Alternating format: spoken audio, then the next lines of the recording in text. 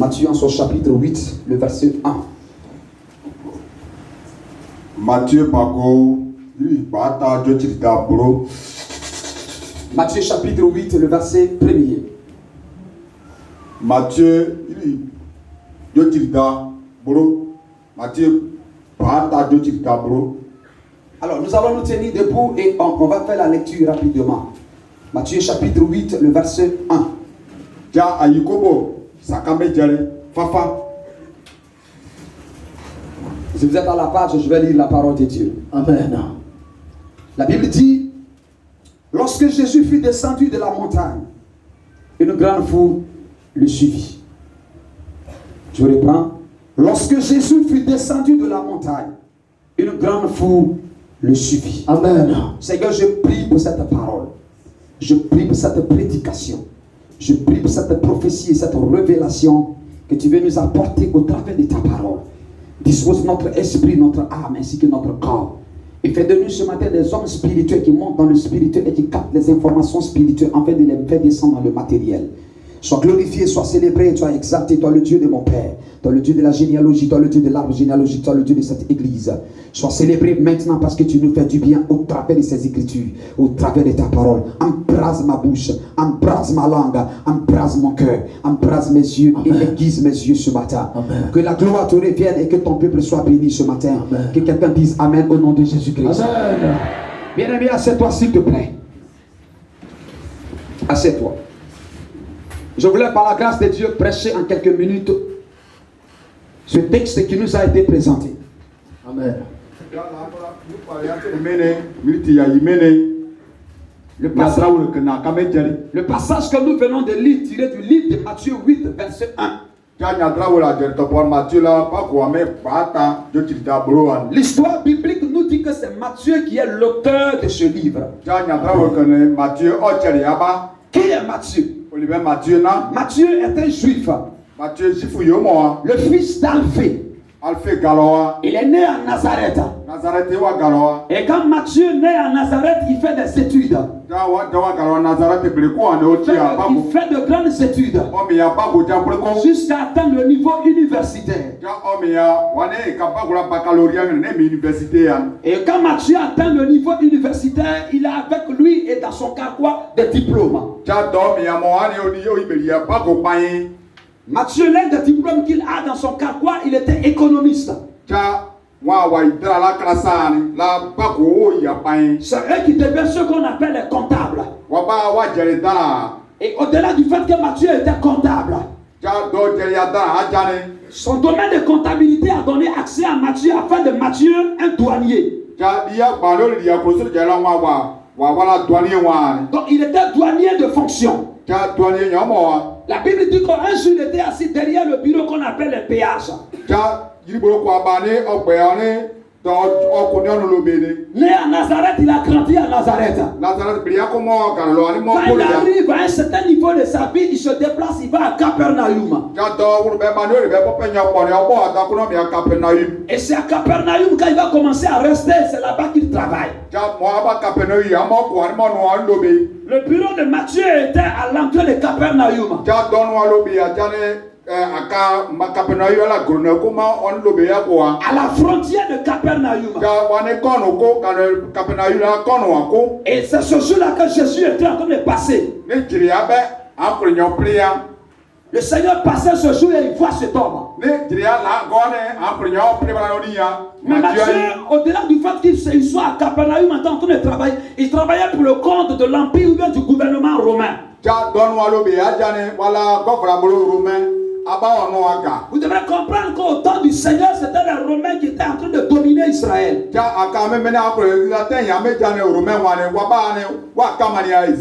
Après l'empire babylonien, l'empire médo-perse, c'est l'empire grec, c'est l'empire romain qui était en train de dominer.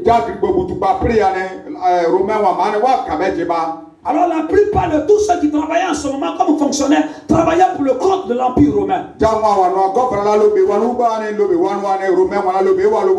L'histoire biblique va nous faire comprendre que Matthieu même est mort à Rome. Voici un peu l'histoire de ce personnage typique dont nous voulons parler.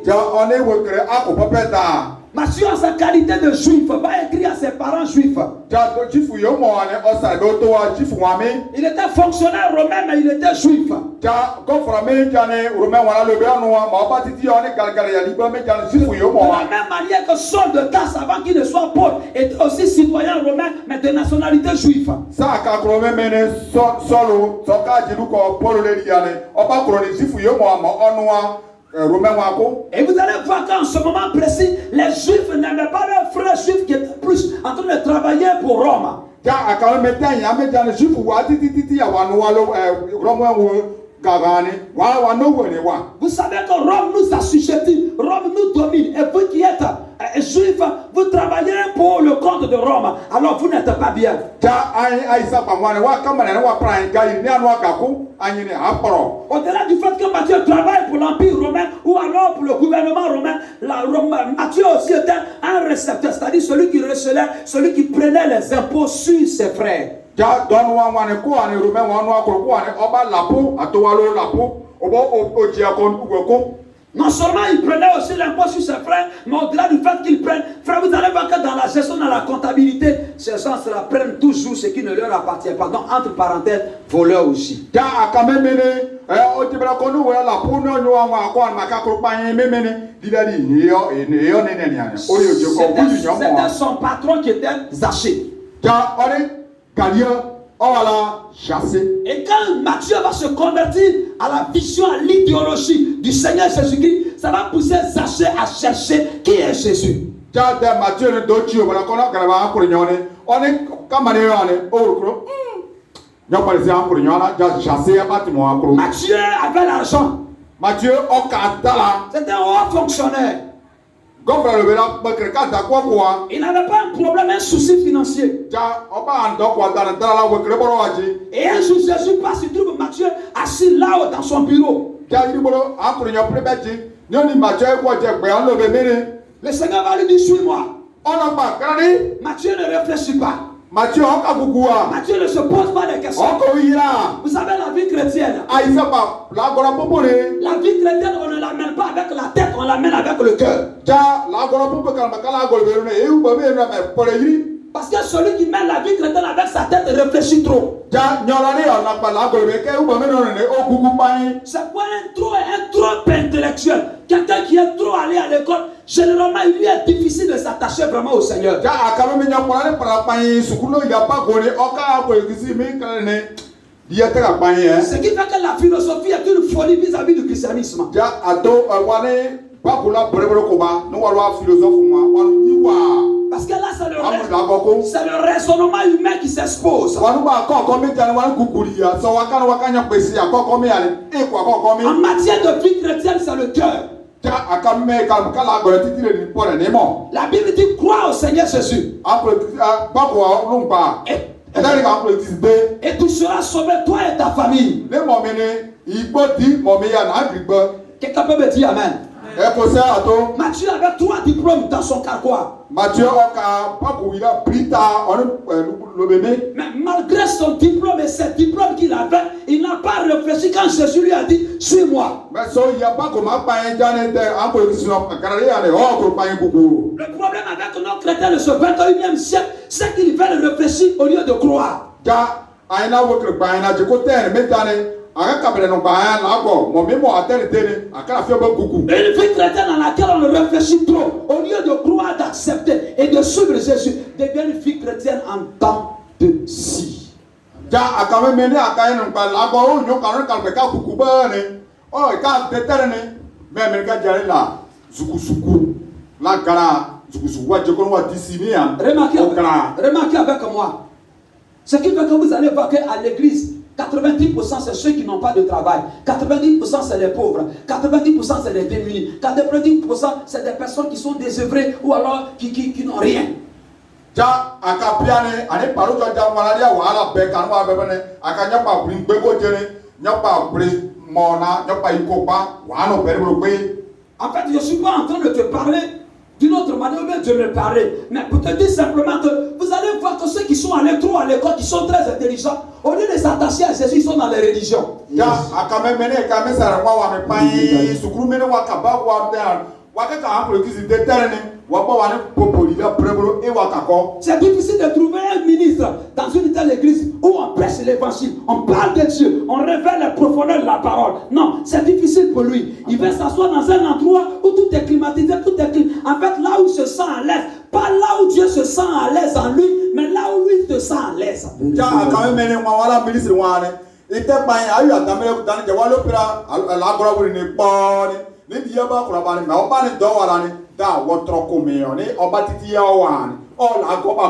Remarquez, dans nos églises, c'est les femmes.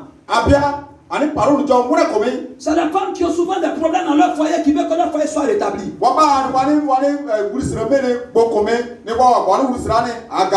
vous allez remarquer que ces femmes qui sont à l'église, c'est difficile à leur mari, même pour leur mari, d'être à l'église avec elles.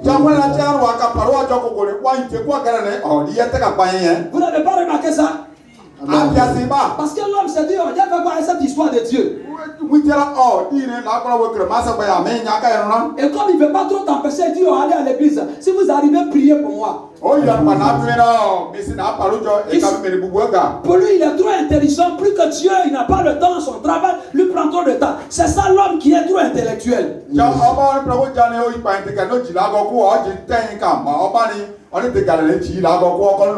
Pourquoi j'expose l'introduction ainsi? Pour amener quelqu'un à comprendre qu'on peut être intellectuel, on peut être intelligent, on peut être ministre, on peut être député, on peut être président, procureur, proviseur, et je ne sais quoi, et s'attacher à Jésus-Christ. L'exemple de Matthieu est un exemple.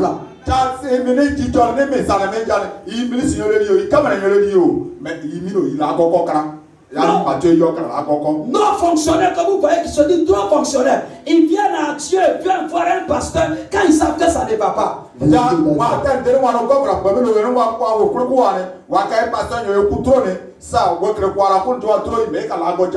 On n'avait pas chassé Matthieu de son travail. Non, Matthieu n'avait pas un problème. Matthieu n'avait pas un souci financier. Il s'est tourné vers le Seigneur. Jésus lui a dit, suis-moi. Suivre Jésus, on n'a pas besoin de trop réfléchir. Que Dieu fasse de toi un Matthieu.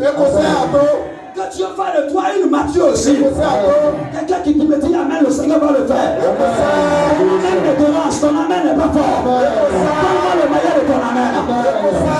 Est-ce que je peux parler à quelqu'un? Sois un Matthieu. Un Matthieu de ta génération. Même dans cette église, il y a des gens, ils sont simplement un peu, ils n'aiment pas s'attacher au Seigneur. Même quand le pasteur est en train de parler, il regarde le pasteur comme ça. En train de ça, il regarde la télévision. Ils attendent une partie où le pasteur va prophétiser. Ça, c'est bon, mais Jésus n'a pas prophétisé sur Matthieu. Yes. Une église qui est partie seulement sur les prophéties est en danger et son peuple est en danger.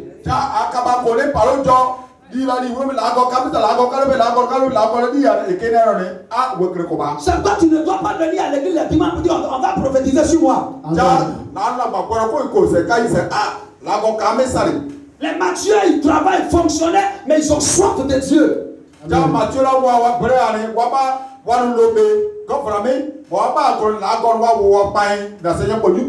Très intelligent, mais quand ils sont à l'église, tu ne peux pas savoir que c'est des comptables.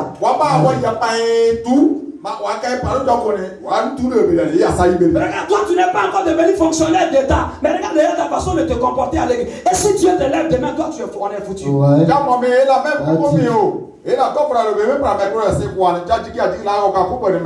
Souvent même tu es à l'église même. Et il y a des choses qu'on t'enseigne, mais tu ne les mets pas en application. Tu n'es pas un bon Matthieu. Un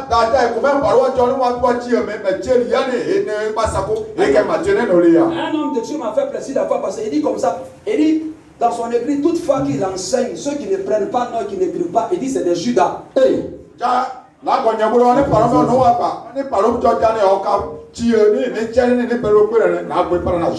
Il dit c'est des Judas. Dis amen, je vais dire. Amen. Et puis j'attendais qu'il explique pourquoi c'était des Judas. Première raison, Il n'a pas le temps d'écrire parce que Judas était trop concentré sur l'argent. Quand Jésus enseigne, il n'a pas le temps de prendre.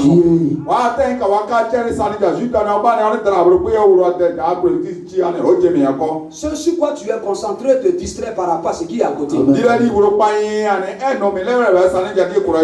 C'est pas quand ton pasteur parle, ton père spirituel enseigne, prends cahier, il faut écrire. Parce que si tu n'écris pas, tu es en train de dire que tu es arrivé. Personne n'est arrivé. Tu dois écrire pour être sûr que tu es vraiment un bon élève. La deuxième chose qui faisait que Judas ne prenait pas note. Il dit ça là, je connais ça, on nous a déjà appris ça dans la vie. La troisième chose pour laquelle Judas ne prenait pas note. Il va m'apprendre quoi? On doit t'apprendre quelque chose. Quelqu'un dit Amen. Dis Amen, je continue. Bien-aimé, ce Matthieu s'est donné au Seigneur. Maman, je ne sais pas quel travail tu fais qui te prend le temps et tu fais que tu ne vas pas loin avec Dieu. Matthieu travaillait plus que toi, mais il était attaché à Jésus.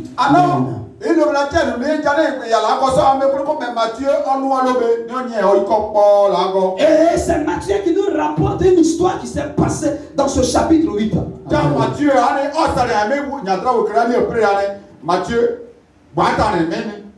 C'était mon introduction. La Bible dit, Matthieu dit, lorsque Jésus fut descendu de la montagne, virgule, c'est ça, une grande foule le suivit. Quelqu'un dit Amen. Non, je n'ai pas entendu toi. Quelqu'un dit Amen. Lorsque Jésus fut descendu de la montagne, une grande foule le suivit. Deux idées. Amen. Mais une idée engendre une autre. De ce verset que nous venons de lire, je vais prêcher sur le thème. Le Dieu des évidences. Le Dieu des évidences. Le Dieu des évidences. Le Dieu des preuves. Le Dieu des miracles. Dieu n'est pas Dieu parce qu'il est au ciel. Dieu n'est pas Dieu parce qu'il est assis sur un trône. Dieu n'est pas Dieu parce qu'on ne le voit pas. Toute divinité qui se fait appeler divinité n'est pas divinité parce qu'elle est spirituelle. Un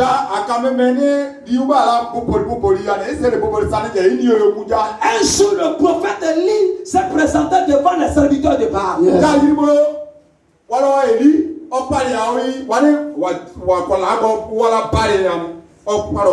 Il dit, j'entends dans ce pays d'Israël que vous adorez notre Dieu en dehors de l'Éternel. Pour vous, il y a un autre Dieu. Et dis-moi, Élie, je peux savoir qu'il existe un Dieu aussi longtemps que ce Dieu-là ne se présente pas. Donc vous avez Dieu, non? Moi aussi je dis c'est Dieu. Donc il y a Dieu à gauche. Et il y a Dieu à droite. Dis avec moi, il y a Dieu à droite. Je veux les vrais Matthieu, je ne veux pas les Judas. Il y a Dieu à droite. Je dis je veux les Matthieu, je ne veux pas les Judas. Il y a Dieu à droite. Je dis je veux les Matthieu, je dis je ne veux pas les Judas. Il y a Dieu à droite. Les Matthieu ont commencé à comprendre. Je dis je ne veux pas les Judas dans cette église. Il y a Dieu à droite. Toute l'église est devenue Matthieu maintenant. Et il y a Dieu à gauche. Assieds-toi. Quelqu'un dit Amen. Donc en Israël, on avait commencé à avoir une affaire de plusieurs divinités.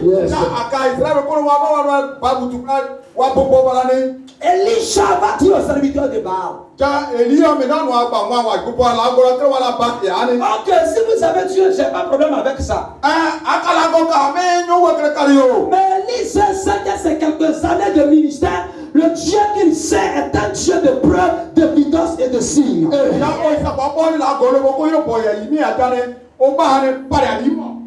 Donc si vous avez Dieu, ça veut dire que ce Dieu-là aussi est censé se manifester.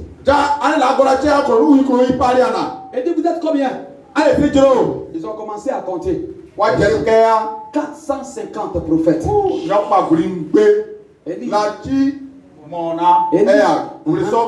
Elisha était seul. Élisée n'était pas seul parce qu'il était seul, parce que ce n'est pas lui qui voulait montrer, il voulait montrer celui qui est derrière lui. Amen.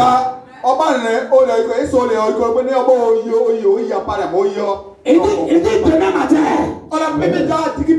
lundi, c'est la semaine qui commence demain là. Le mois prochain qui est en train de venir, on va se rencontrer. Comme vous avez Dieu, moi aussi je dis j'ai Dieu. Les deux vont se rencontrer. Et comme toute divinité se manifeste, toute divinité se fait voir. Le Dieu qui va répondre par le feu. On le vote en Israël. On le choisit. Si c'est votre Dieu qui a répondu, ça que pour moi n'était pas un vrai Dieu, je l'abandonne et je suis votre Dieu. Mais si c'est mon Dieu qui répond, ça veut dire que votre Dieu n'est pas un Dieu. C'est une poupée que vous avez fabriquée, vous avez mis sur trône. On n'est pas chrétien parce qu'on est beau à l'église. On n'est pas chrétien parce qu'on parle en langue. On n'est pas chrétien parce qu'on est sapé. Une église n'est pas une église parce qu'il y a climatisation. C'est pas la beauté du carreau qui fait l'église. C'est pas la toiture et la largeur des dimensions du temple qui fait un temple. Un temple n'est temple que lorsqu'il habite une divinité. La Bible dit qu'Élisha va se rencontrer avec les serviteurs de Baal. Il va dire aux serviteurs de Baal, commencez. Commencez. Appelez votre Dieu. Je ne le connais pas, je ne peux pas l'appeler. Les serviteurs de Baal ont invoqué leur Dieu. Le Dieu n'a pas répondu. Jusqu'à midi. Eux-mêmes ils ont faim. Ils se sont déchirés, le sang a coulé. D'autres sont allés à l'hôpital, on a parlé des problèmes d'anémie.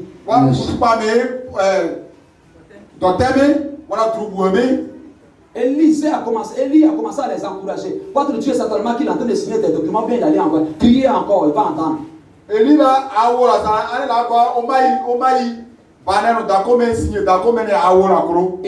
Ils ont crié jusqu'à l'heure de la présentation de l'offrande.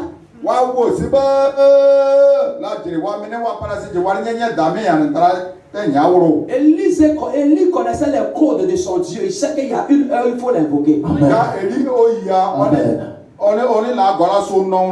La Bible dit à cette heure, Élie s'est présenté devant l'Éternel. Il n'a pas eu besoin de 2 heures. Il n'a pas eu besoin de 3 heures. Élie s'est représenté devant le Seigneur. Il dit, oh Éternel, je suis le serviteur. Demande à tous ceux-là que c'est toi qui es Dieu en Israël. La Bible dit qu'Élie n'avait pas encore fini de parler. Que le Dieu d'Abraham, le Dieu d'Isaac, le Dieu de Jacob, s'est levé sur son trône. Il a répondu par le feu. Je vais libérer une parole. Que cette année 2021, que le Dieu que tu cherches se présente à tes ennemis. Quelqu'un n'a pas dit amen. Quelqu'un n'a pas dit amen. Quelqu'un n'a pas dit amen. Celui qui me dit amen, son Dieu se lève. Amen, Daddy. Assieds-toi.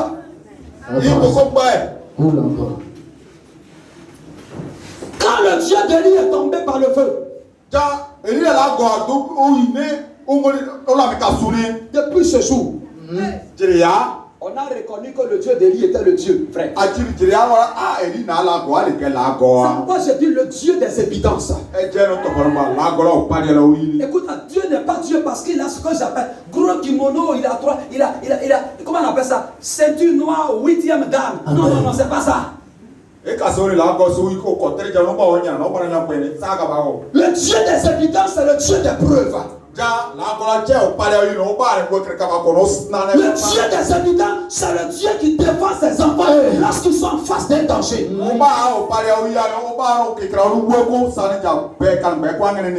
Si le Dieu que tu sais n'est pas capable de te défendre dans ton danger, c'est que ce n'est pas le Dieu que tu as accepté.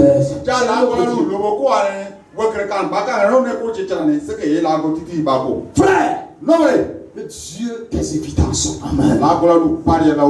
La Bible dit, Jésus étant descendu de la montagne, une grande foule le suivit. Amen. Matthieu 5, Matthieu 6, Matthieu 7. Jésus a prêché sur ce qu'on appelle les sermons liés au principe du royaume, qu'on appelle les béatitudes. Amen. Amen. 3 chapitres entiers en train d'enseigner les mystères, les principes, les codes, les secrets, les clés du royaume, comment se comporter pour vivre le royaume de Dieu sur la terre. 3 chapitres, chapitre 5, chapitre 6, chapitre 7. 3 chapitres en train de parler, en train d'enseigner. Amen.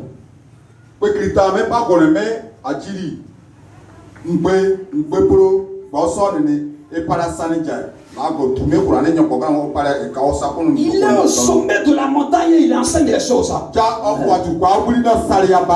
il finit au chapitre 7, la Bible dit au chapitre 8, verset 1er.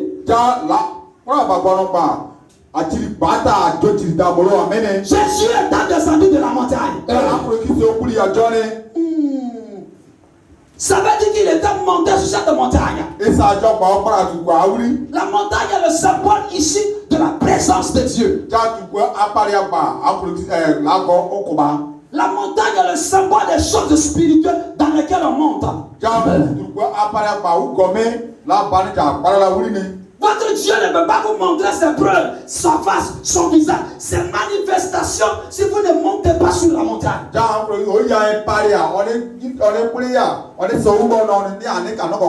Vous voulez vivre les miracles de Dieu, la puissance de Dieu, mais vous êtes des chrétiens paresseux. Jésus est monté sur la montagne.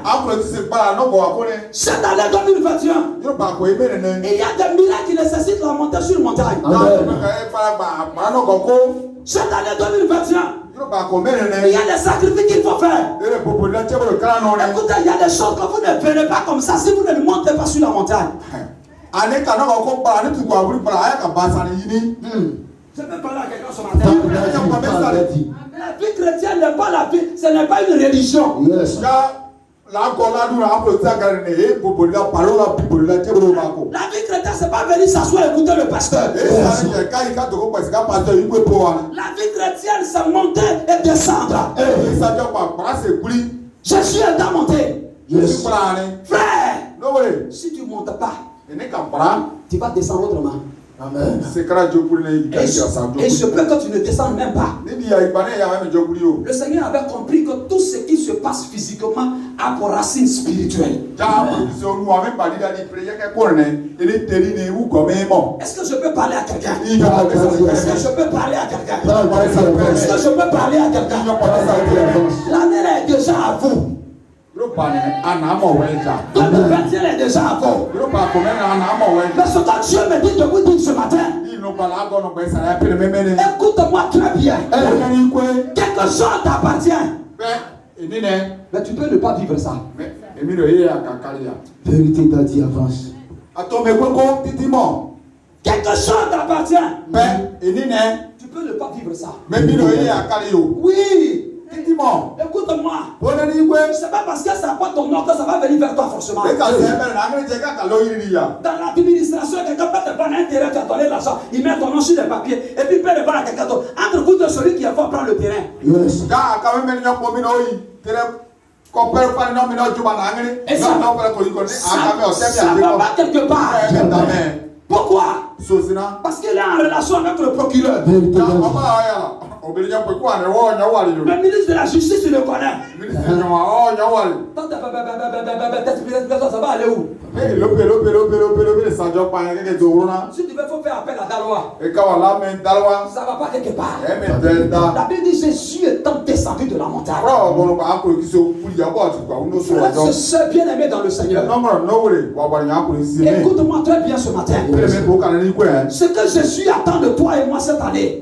Le premier niveau de ce verset, c'est de nous amener à comprendre l'importance de monter d'abord avant de descendre. Amen.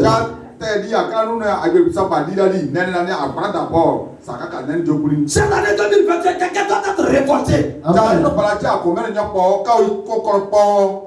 Ton miracle est précédé de révolte. Yes. Seigneur, je ne veux pas. Seigneur, je ne suis pas d'accord. Seigneur, la chose est à moi. Yes. C'est bon, c'est parole. Mais qu'est-ce que tu fais? Parce que de toute façon, tu pries et tu parles et que tu pleures. Il n'y a pas des gens qui pleurent comme ça aussi devant Dieu. Jésus a fait 3 chapitres sur la montagne. Mon fils, écoute-moi bien.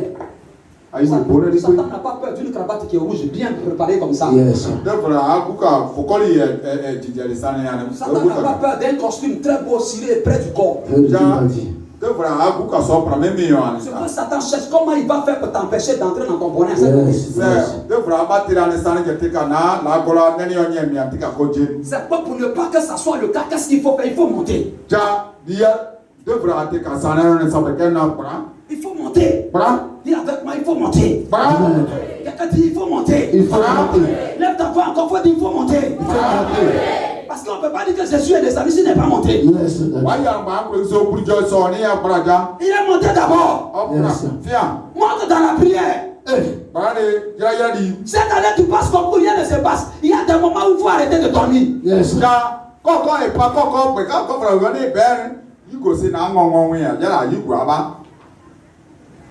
Avance, Daddy. Mais une femme qui est enceinte ne porte pas pantalon comme tout le monde. Vérité, Daddy. À cause de l'enfant qu'elle prend dans son sein. Je parle à quelqu'un ce matin. Amen, Daddy. Jésus étant descendu de la montagne, une grande foule le suivit. Je vais te parler de la foule, mais je vais d'abord te parler de l'importance de monter. Écoute-moi, si ton Dieu n'agit pas, écoute, tu gâtes le nom de ton Dieu et toi-même tu es une honte pour ta génération. Yes.